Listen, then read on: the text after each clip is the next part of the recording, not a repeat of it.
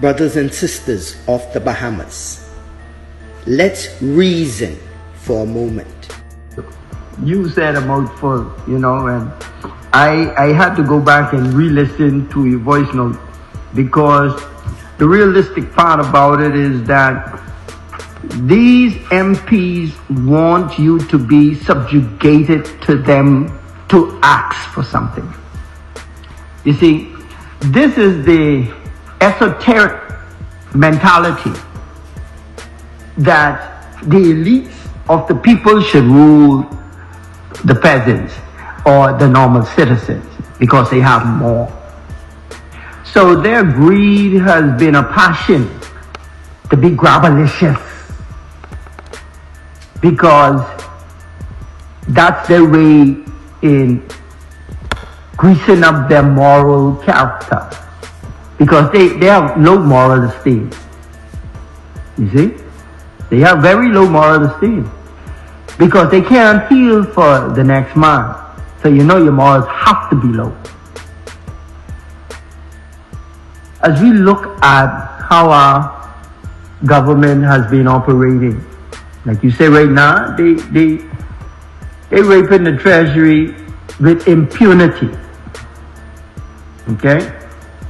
Because of the same very reason stated before. The Prime Minister has impaneled everyone around him that he can protect himself.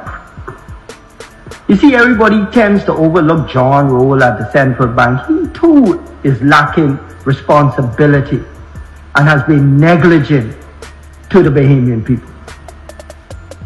Because he must see all of these deposits and withdrawals and loans and so forth coming through the central bank.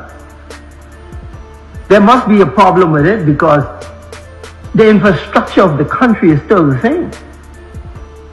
People are hurting worse than they were hurting, last year before. Each year it has gotten worse. But hey, Brave Davis told the people that the rich will get richer and the poor will get poorer.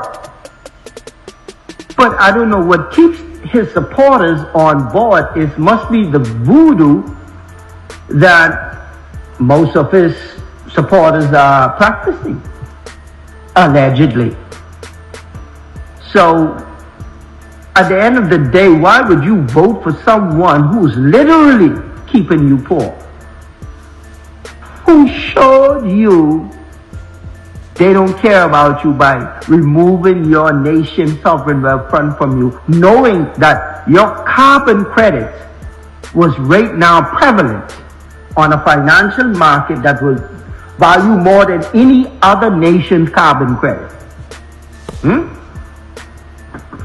He removes it away from you so he don't have to give you a dime. And you stay inside the conditions you are in. And a handful of big, loud-mouthed people around in the FNM and PLP, they pay to make you subjected to their mindset. That is only these two governments that are potentially the best to run the country. No, they aren't. They're crooks. These men are being caught up in egregious conduct. They should be in jail. In a just society, with the rule of law being applied, they all should be in jail, the whole cabinet and the opposition, for what they allowed to happen, for what they signed on to. The new legislation that falls up underneath the Bahamas Investment Fund, that made them sign on to shut them out about our natural resources, especially dealing with carbon credit, or face time in jail or $100,000 fine, was treasonous. And everyone who is a part of that should be charged with treason.